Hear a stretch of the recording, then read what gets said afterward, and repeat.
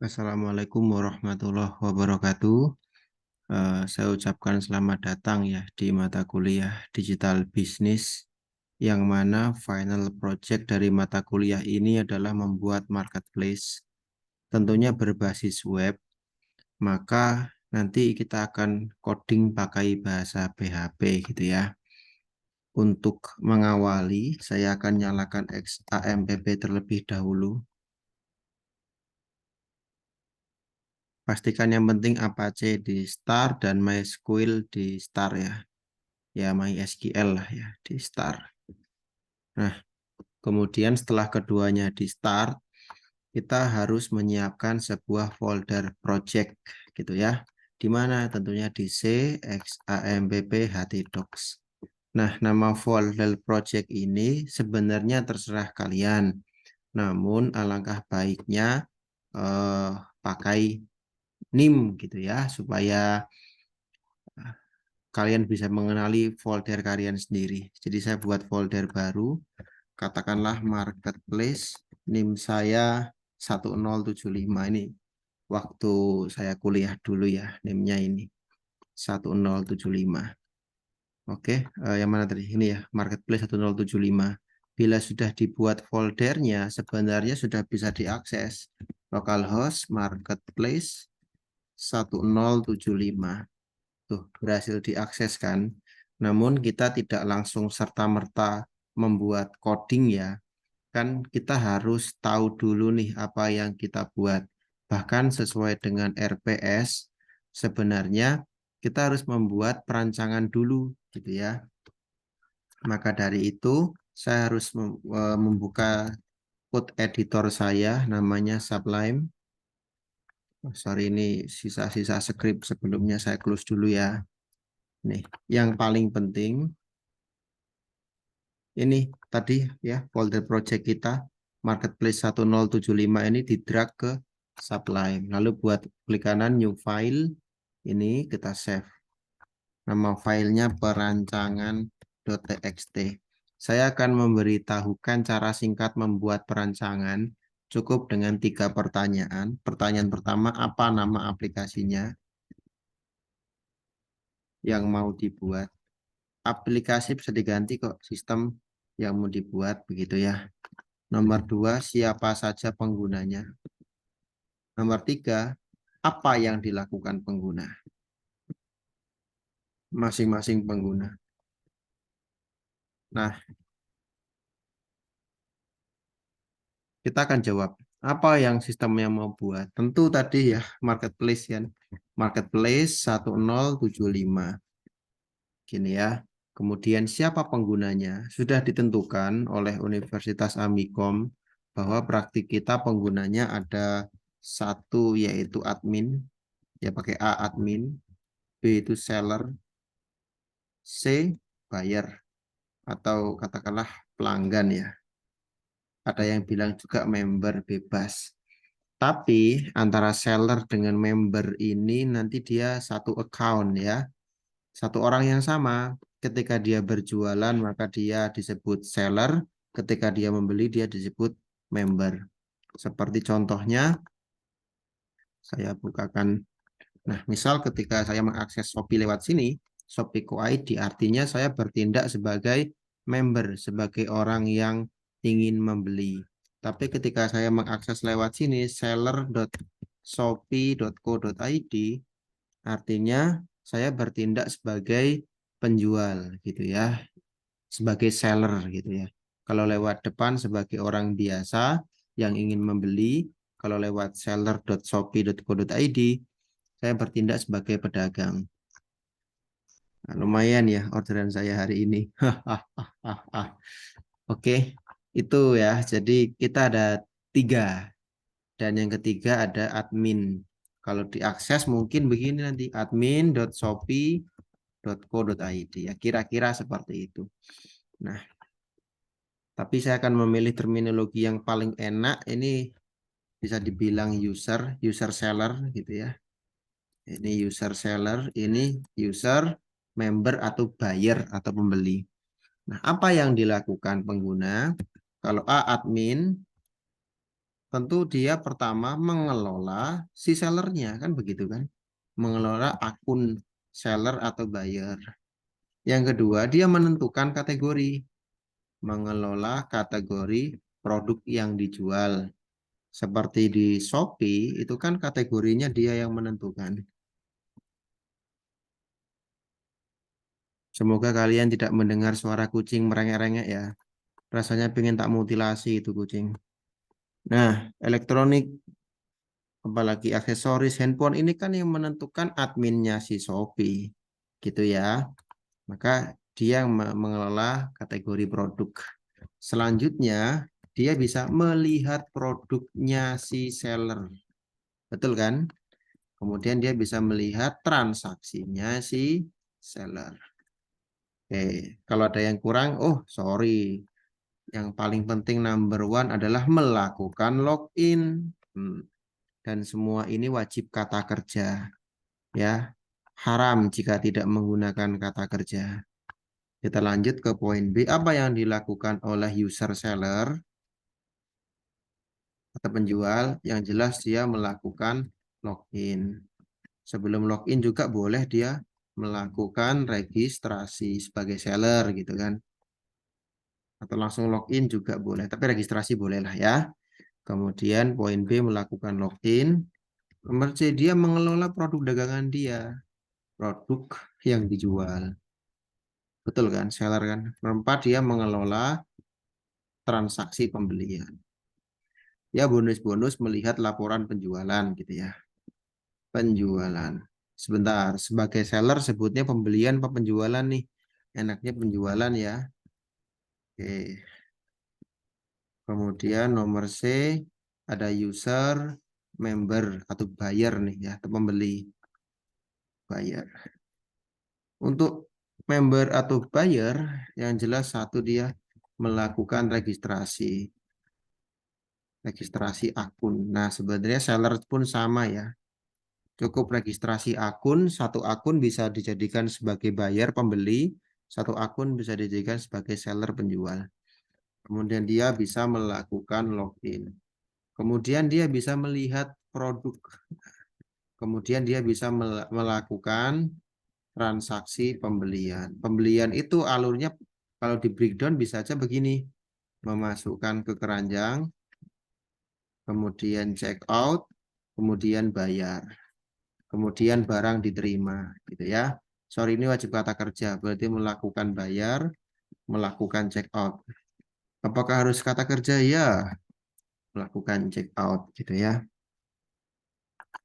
Kemudian setelah itu melakukan transaksi, katakanlah bonus-bonus begini dia melihat riwayat pembelian dia. Jadi sebagai seller dia disebut penjualan, sebagai buyer dia disebut pembelian.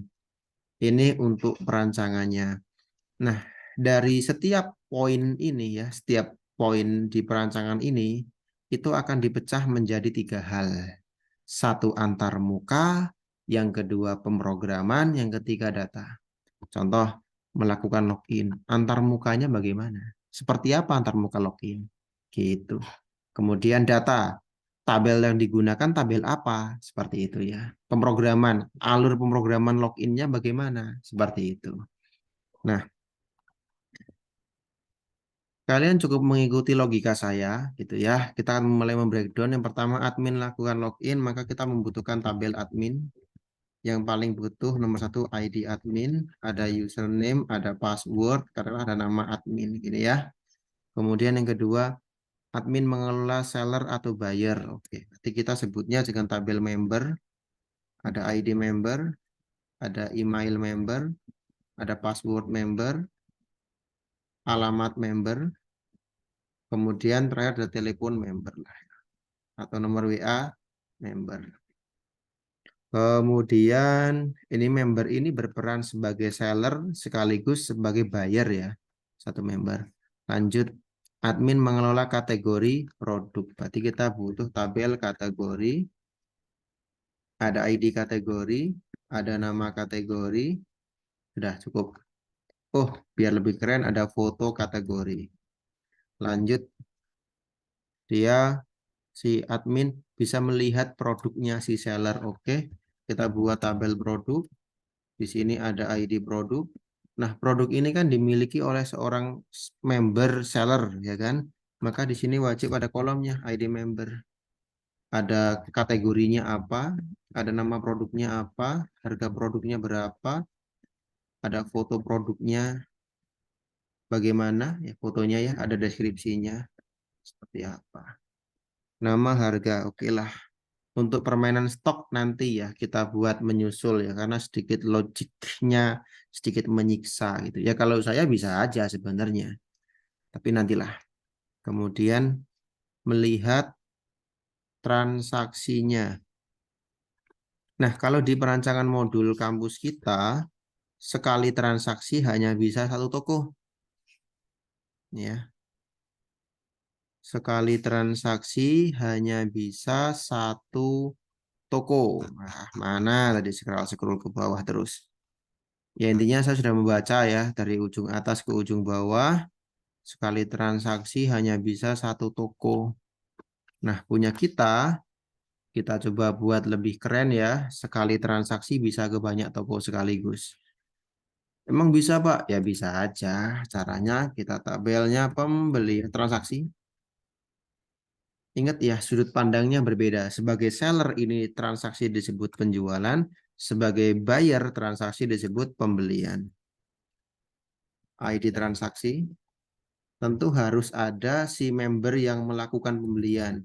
ID member, tanggal transaksi, total transaksi. Oke, sama status lah ya. Defaultnya kan namanya transaksi defaultnya katakanlah defaultnya pesan gitu ya. Terus kemudian bisa juga batal, bisa juga lunas, bisa juga dikirim, bisa juga selesai gitu ya. Jadi by default pertama pesan, oh wajib dibayar nih, setelah dibayar jadi lunas. Setelah lunas dikirim oleh si penjualnya, setelah diterima oleh si pembeli disebutnya selesai. Nah, ini transaksi, ada tanggal transaksinya ada, total duitnya ada, statusnya ada. Kemudian satu transaksi itu hanya satu pembayaran, maka saya tulis kalian di sini ya, bukti bayar atau ini bayar transaksi gitu ya. Oke, nah tapi dalam satu transaksi itu ada banyak produk yang dibeli. Maka kita buat tabel transaksi detail, ID transaksi detail, ID transaksi sama ID produknya gitu ya. ID produk yang dibeli. Ada jumlah produk yang dibeli. Sebentar, kolomnya nggak boleh kembar. Oke, ini kita ganti menjadi jumlah yang dibeli. Ini menjadi nama yang dibeli. Ini menjadi harga yang dibeli. Gitu ya. Kemudian, lalu bagaimana mengatasi ongkos kirim yang variatif ya. Misal kita beli dari dua toko yang berbeda. Satu toko ada di Semarang, satu toko ada di Surabaya. Maka mainnya nggak begini nih. Ini harusnya transaksi toko dulu nih. Transaksi toko.